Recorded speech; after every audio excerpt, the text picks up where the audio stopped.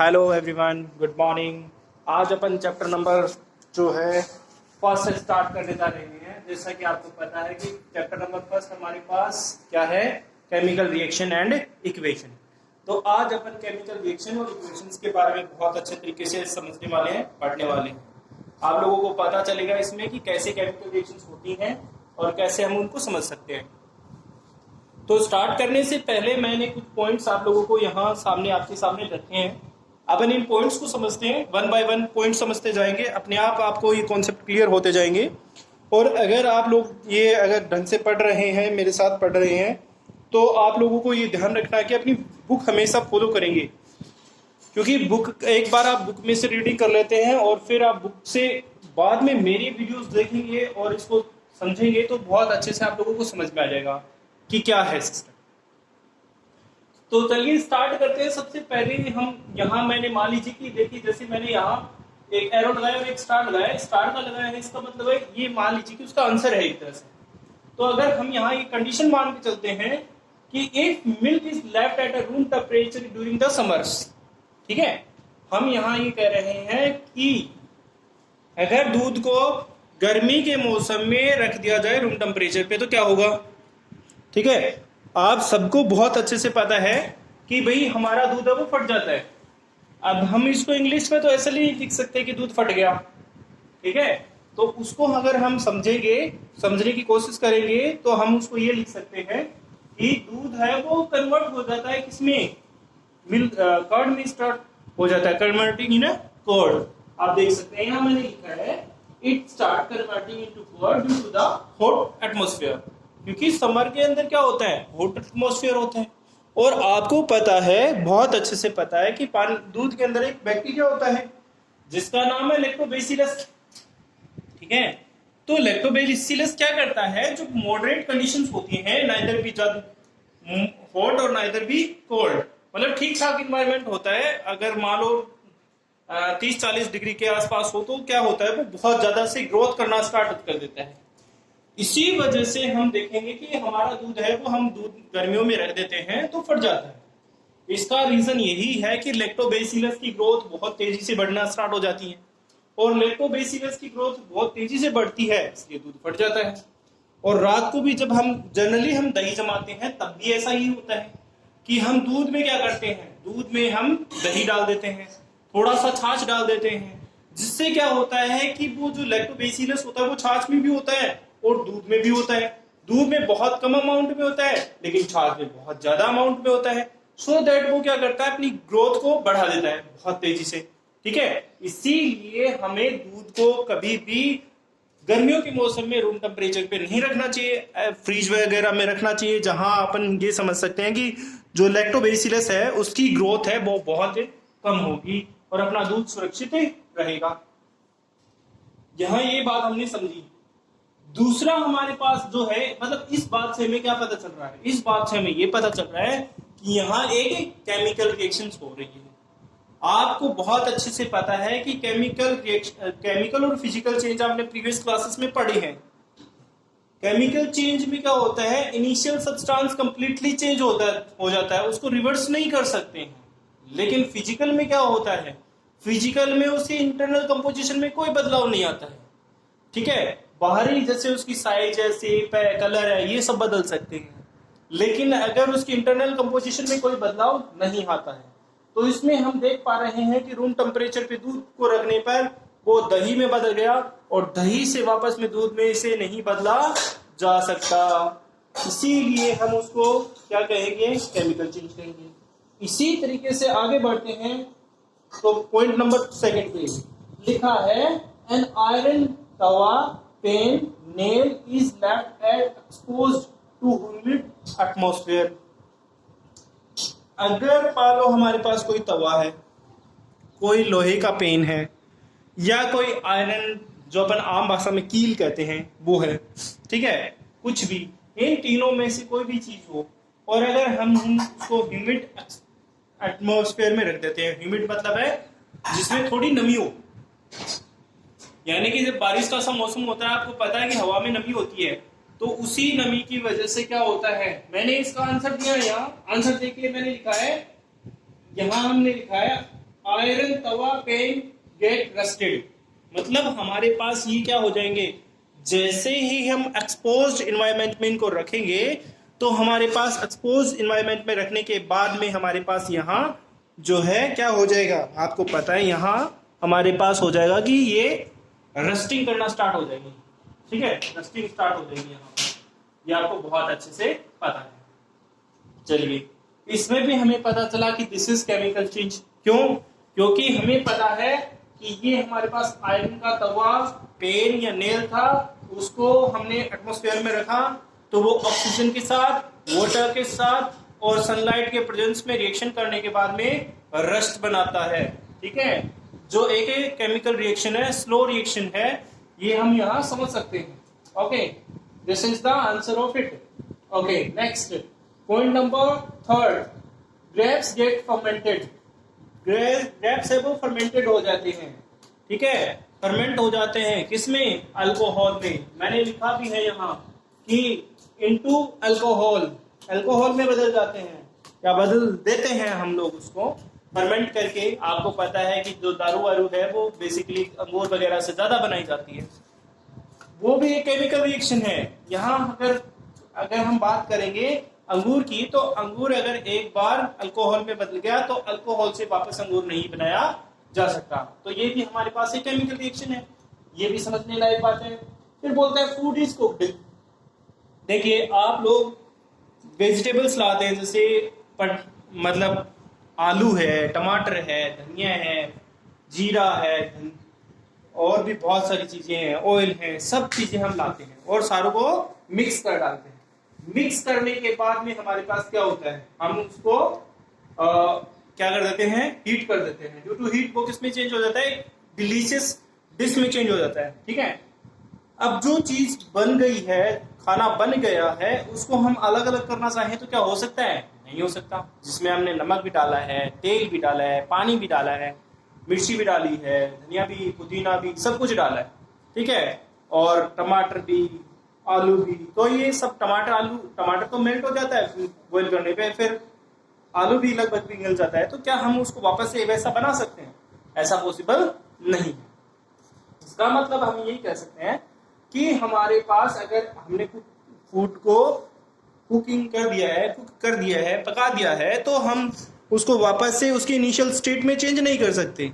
ठीक है, ये हमारे पास यहाँ समझने लायक बात है। ओके, तो यहाँ पता चला कि this is also a chemical reaction.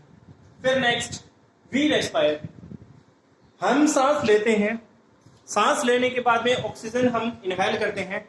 Oxygen हमारी बॉडी में जाती है, फेफड़ों में जाती है, फेफड़ों से लंग्स में होते हुए, यानी फेफड़े और लंग्स एक ही बात है, लेकिन उनसे होते हुए अल्वेओलीज में जाती है और फिर हमारी ब्लड में सर्कुलेट हो जाती है। वहां से कार्बन डाइऑक्साइड है वो बॉडी से बाहर निकल जाती है। तो ऑक्सीजन हम इनहेल कर रहे हैं, वो भी एक केमिकल रिएक्शन है। क्यों? क्योंकि वो अपनी बॉडी में मतलब ब्लड में जाकर के घुल जा रही है और हमें एनर्जी दे रही है, एनर्जी लिबरेट करती है। सो दैट हम उसको भी क्या कह सकते हैं कि केमिकल रिएक्शन हम अज्यूम कर सकते हैं कि this is a chemical reaction. Okay, तो यहाँ तक हमने समझा कि ये सारे पॉइंट है, हमें केमिकल रिएक्शन के बारे में बताते हैं कि कहाँ केमिकल रिएक्शन हो सकती है। ओके, आगे बढ़ते हैं। Whenever a chemical change occur, we can say that a chemical reaction has take place. जहाँ भी केमिकल रिएक्शन होगी, वहाँ एक केमिकल चेंज भी होगा। ठीक है, और जहाँ केमिकल चेंज होगा वहाँ एक केमिकल रिएक्शन भी ऑलवेज होगी। आपको ये ध्यान रखना है, जहाँ केमिकल रिएक्शन होती है वहाँ केमिकल चेंज भी होगा, और केमिकल चेंज होगा वहाँ केमिकल रिएक्शन और इक्वेशन दोनों हो सकती है। ये मैं आपको समझाऊंगा कि कैसे। ओके, चलिए आगे हम बढ़ते हैं। ये आप लोगों को कुछ पॉइंट्स बताए हैं, स्टार्टिंग में ही अपना ये कि मतलब हम कैसे समझ सकते हैं केमिकल रिएक्शन और इक्वेशंस को। तो ये हमारे पास कुछ मैंने पॉइंट्स आप लोगों को बताए हैं। ये तो नॉर्मल पॉइंट्स हैं जिससे कि आपको पता रहे कि क्या अपनी डेली लाइफ में हैपन होता है। डेली लाइफ से रिलेटेड कुछ एग्जांपल्स हैं जिसको आप समझ सकते हैं। ओके, आगे बढ़ते हैं। एक्टिविटी नंबर 1, आपकी बुक निकालिए और बुक में देखिए कि एक्टिविटी नंबर 1 मैं आपको एक्सप्लेन कर रहा हूँ, और एक्टिविटी नंबर 1 आप समझ सकते हैं कि कैसे एक्टिविटी जो है हमारे पास यहाँ, इसको समझ सकते हैं कि एक्टिविटी क्या है। देखिए सबसे पहले मैंने यहाँ लिखा है first of all take a magnesium ribbon. हमें एक मैग्नीशियम रिबन को लेना है और मैग्नीशियम रिबन को ले लिया हमने। भाई मैग्नीशियम रिबन है, जैसे कपड़े के रिबन होते हैं, पेपर के रिबन होते हैं, वैसे मैग्नीशियम का रिबन भी होता है। आपकी बुक में आप बुक खोलिए और बुक में देखिए, आपके सामने दिखा रखा है एक। मैं यहाँ आपको एक्सप्लेन कर रहा हूँ कि उसको कैसे समझ सकते हैं। तो फर्स्ट ऑफ ऑल अगर लैब में बैठे हैं, कहीं भी बैठे हैं, तो आप यहाँ लैब में अगर अवेलेबल है तो लैब में से लेकर के आप उसको यूज कर सकते हैं मैग्नीशियम रिबन को। बेसिकली मैं भी आपको मैग्नीशियम रिबन का ये पूरा एक्टिविटी एक्सप्लेन कर सकता था, लेकिन ड्यू टू द लॉकडाउन हम इस लैब में ये नहीं कर पा रहे हैं क्योंकि स्कूलें बंद है। सो दैट मैं घर से इसको एलिब्रेट कर रहा हूँ, इसीलिए मैं आपको एक्टिविटी करके दिखा नहीं पा रहा हूँ। और अगर ऐसा हुआ कि कभी भी स्कूल खुलेगी तो मैं आपको नए वीडियोस के साथ मैग्नीशियम रिबन को लेकर के ये एक्टिविटी वापस से एक्सप्लेन कर देंगे, ठीक है। तो मैग्नीशियम रिबन लिया, उसके बाद में कहता है clean A magnesium ribbon about 3 और 4 centimetre long, rubbing it with sand paper. सबसे पहले हमने मैग्नीशियम रिबन लिया, रिबन को लेने के बाद में हमें उसे साफ करना है। साफ करना है इसने बोला कि 3-4 सेंटीमीटर का एक मैग्नीशियम रिबन लेना है और उसको सैंड पेपर से रब करके साफ करना है। अब मेरा क्वेश्चन ये है कि मैग्नीशियम रिबन को साफ क्यों करना है, क्यों साफ करें उसको, जरूरी क्यों पड़ी भाई। Why we rub it with magnesium ribbon to sand paper या sand paper to magnesium ribbon. हम ये कह सकते हैं कि यहाँ हमारा क्वेश्चन ये बनता है, आप लोगों का क्वेश्चन ये बनता है कि मैग्नीशियम रिबन को हमने सैंड पेपर से रब क्यों किया। तो इसका आंसर मैं आपको बता देता हूं कि जब मैग्नीशियम रिबन प्रिपेयर किया जाता है तो उसके ऊपर एक ऑक्साइड की लेयर चढ़ा दी जाती है। ऑक्साइड की लेयर चढ़ाने के बाद वो क्या करता है, किसी से रिएक्ट नहीं करता है। इसीलिए मैग्नीशियम के ऊपर एक ऑक्साइड की लेयर चढ़ानी बहुत जरूरी है। अगर वो लेयर नहीं चढ़ाते हैं तो वो कहीं ना कहीं किसी से रिएक्ट कर जाएगा और कोई एक्सटर्नल प्रोडक्ट बना लेगा, कोई और एक्स्ट्रा प्रोडक्ट बना देगा, ठीक है। इसीलिए हमें क्या करना पड़ता है, उसके प्रोटेक्टिव लेयर चढ़ानी पड़ती है। अब ये प्रोटेक्टिव लेयर जो ऑक्साइड के वो अगर रिमूव नहीं करेंगे तो हमें मैग्नीशियम ऑक्साइड नहीं मिलेगा। इसीलिए मैग्नीशियम रिबन को बर्न करने से पहले आप उसको सैंड पेपर से रब करेंगे।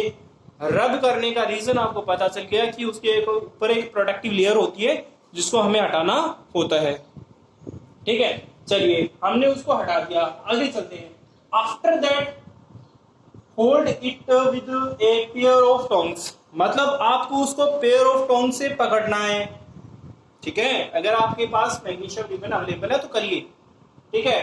तो उसको पेयर ऑफ टोंग यानी अगर आम भाषा में हम कहें तो चिमटे से पकड़ना है।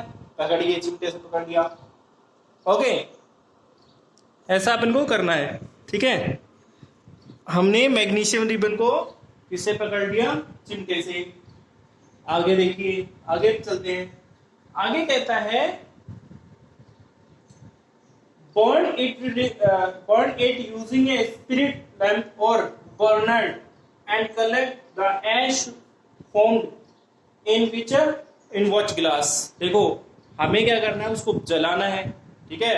जलाना है मैग्नीशियम रिबन को, और जलाते हुए किस चीज का यूज करना है, तो स्पिरिट लैंप का यूज करना है जो मतलब बहुत तेजी से आग दे, या बर्नर का यूज करें, ठीक है, बर्नर वगैरह का यूज करें तो एकदम फ्लैम के साथ जो है आग प्रोड्यूस करे या फ्लैम मतलब आग दे, उसको हम यूज करें ज्यादा। तो ऐसा हमें करना है। कर लिया हमने, हमें इसको जला लिया। जलाने के बाद में हमने देखा कि उसका जो ऐश है उसको हमने वॉच ग्लास में रखा। वॉच ग्लास में रखने के बाद में हमें क्या करना है, ऑब्जर्वेशन बतानी है कि व्हाट वी ऑब्जर्व, हम क्या देख रहे हैं, हमें यहाँ क्या नजर आ रहा है। तो हम यहाँ देख पा रहे हैं, हमें यहाँ बताना है कि क्या हम देख पा रहे हैं। तो ये बोल रहा है burn the magnesium ribbon, keep it. पहले आपने को एक प्रिकॉशन बता दिया है कि मैग्नीशियम को रिबन को बर्न करने के साथ आपको ये ध्यान रखना है कि जितनी दूरी आपकी आंखों से हो सके उतनी दूरी पर आप उसको रखें, उतना ही दूर रखेंगे, ये अपने को ध्यान रखना है। We have observed that the magnesium ribbon burned with a dazzling white flame and change into a white powder। देखो हम जब भी उसको जलाएंगे मैग्नीशियम रिबन को, तो वो डेजलिंग फ्लेम के साथ जलेगा और वाइट फ्लेम प्रोड्यूस करेगा, डेजलिंग वाइट फ्लेम प्रोड्यूस करेगा। और साथ साथ में हम देखेंगे डेजलिंग वाइट फ्लेम के साथ साथ हम देखेंगे कि वो क्या करेगा, एक वाइट पाउडर भी बनाएगा। ये वाइट पाउडर है क्या, क्वेश्चन आपका, कि what is this white powder. तो हम यहाँ ये कह सकते हैं कि this white powder is a magnesium oxide. हम यहाँ ये कह सकते हैं कि ये व्हाइट पाउडर जो अपने पास प्रोड्यूस हुआ है ये क्या है कि मैग्नीशियम ऑक्साइड है, ठीक है, जो कि हमें समझना है। ओके, आगे अगर हम बात करेंगे, आगे समझने की लास्ट एंड फाइनल बात है इसकी, तो ये कहता है कि जब हम मैग्नीशियम रिबन को जलाया है तो मैग्नीशियम ने ऑक्सीजन है वो ऑक्सीजन के साथ रिएक्शन कर गया है जो एटमॉस्फेयर में प्रेजेंट है, ठीक है, एटमॉस्फेयर में प्रेजेंट ऑक्सीजन के साथ जो है वो रिएक्ट कर गया है।